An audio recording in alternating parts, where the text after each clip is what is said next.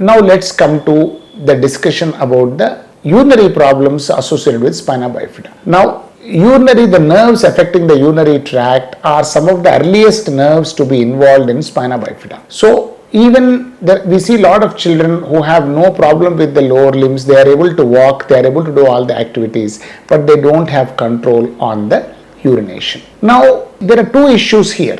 One is the urinary bladder of these children. The nerves controlling the bladder, both sensation and the motor function of the bladder are affected. So again, this effect can be in different ways. So these bladders can behave differently. Not all bladders, we call them as common term as a neurogenic bladder. But not all neurogenic bladders are the same. Every neurogenic bladder can behave differently. And the same bladder in the same child can behave differently at different times. For example, now we have done testing, we found that this is the type of bladder, we start treating. After a year or two, the bladder may change its dynamics because it is a haphazard problem because of the nerve issue. So what we need to do, there are two aims of treatment of these children. First point to remember is majority of these children, once they are properly treated, can lead a near normal quality of life. We need to ensure two things. One is to make the child dry, socially dry, so that they don't keep on leaking. Majority of these children, if they are left untreated, the urine will keep leaking into the undergarments and they will be smelling of urine always,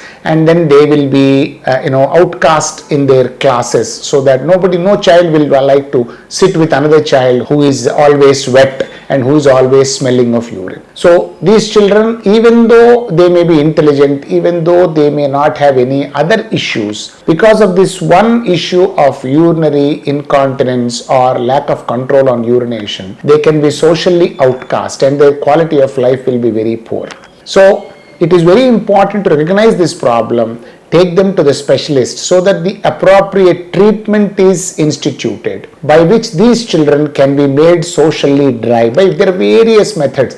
There are medications, there is something called as a CIC, and then there are some surgical procedures which can be done whenever it is necessary. They may not be necessary in all children, surgery may not be necessary in all children, but in whichever child it is necessary, there are surgical procedures which can render majority of the children socially dry so that they can go to school, they can play, they can work just like other normal children.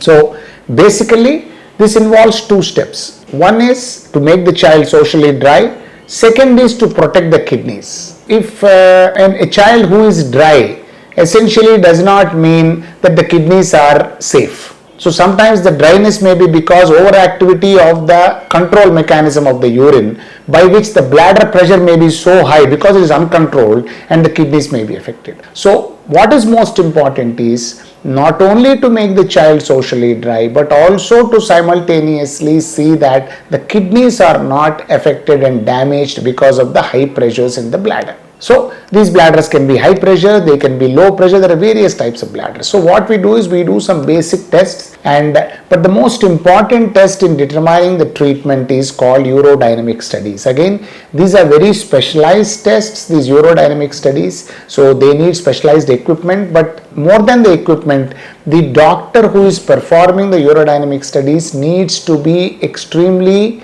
knowledgeable and experienced in performing these studies and interpreting the results, especially in children. So, but once these tests are done, then we can clearly understand what is happening to this bladder and we can treat these children appropriately so that these children remain socially dry along with the kidneys that are safe and not damaged because of the bladder pressures. Thank you.